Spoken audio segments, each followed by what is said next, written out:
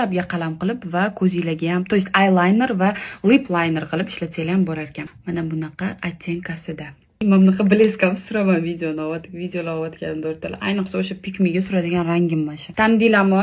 Pikmi vibe уже kelyapti sizlarga o'rtalar. Tashqari bizada mana shunaqa podvodka bor. Shunaqa tenlar kelgan o'rtalar. Mashinasini ko'zimga surib ko'rsatkim kelib qoldi sizlarga o'rtalar. Keyin barib makiyajim.